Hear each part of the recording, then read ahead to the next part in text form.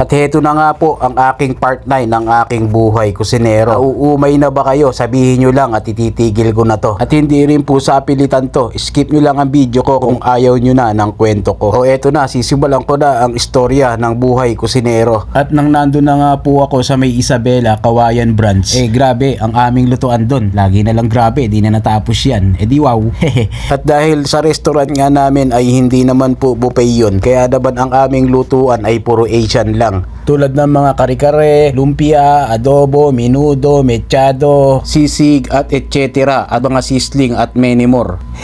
At mga pansit na halo-halo at kung ano-ano pang mga dessert. Siyempre pangmasa ang aming habulan doon. Kaya naman kahit paano napakarami din ng tao namin doon. At heto na nga, at dahil nga bago ang aming executive nun at siya na rin ang aming consultant, kaya naman nalipat na naman ako ng ibang branch. At ako nga ay na-assign doon sa may Baliwag, Bulacan ng NE Cakes at Restaurant. Grabe din ang naging experience ko doon. Hindi naman po sa pagmamayabang. Ako lang po ang mag-isang kusinero doon sa may Baliwag, Bulacan. Dahil ang plano pala ng aming executive palitan ang concept ng aming restaurant at gawin niyang eat all you can. Kaya naman medyo nahirapan ako doon dahil nga ako lang lahat gumagawa. Kumbaga ako lang mag-isa ang nagluluto mula opening hanggang closing. Kumbaga ang trabaho ko doon, gayak ko, prep ko, luto ko at ako na ang lahat-lahat. Di wow. At meron pa kaming a la carte nun. Ay grabe talaga ang trabaho namin nun. Kaya naman lagi kong pinapalo up ang aking manager nun. Bakit sir ako lang mag-isa rito nun? Nasaan bang mga kasama ko? Sabi kong ganun. Sabi niya sa akin tinetraining pa daw sa may Plaza Leticia sa main. Dahil nga ang concept ng aming restaurant nun ay babaguhin. Gagawin siya ng eat all you can sa halip na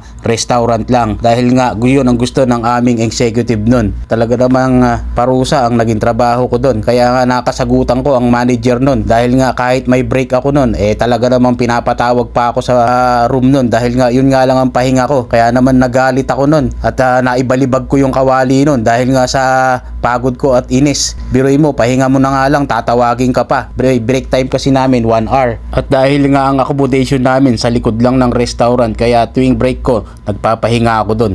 Pero yung pong awayan namin ay kinalimutan ko na. Siyempre, part ng trabaho yun. Ganun talaga ang sistema. Pagkapagod ka na, mawawala ka talaga sa focus. At heto na nga, nung mag-o-opening na kami ng Eat All You Can dito sa may NE Baliwag. Dahil meron na rin akong mga kasama na galing pa ng Kabanatuan. Kaya naman smooth ang aming galawan. Bali, ang naging concept nga ng aming restaurant doon ay sa Paris style. Talaga nga naman, napakaraming tao nung grand opening.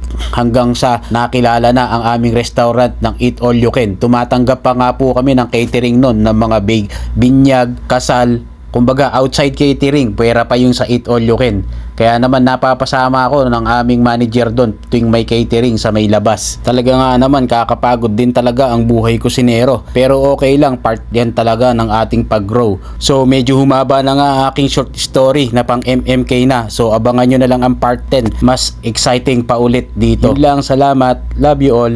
And see you in my next vlog. God bless everyone. Alright.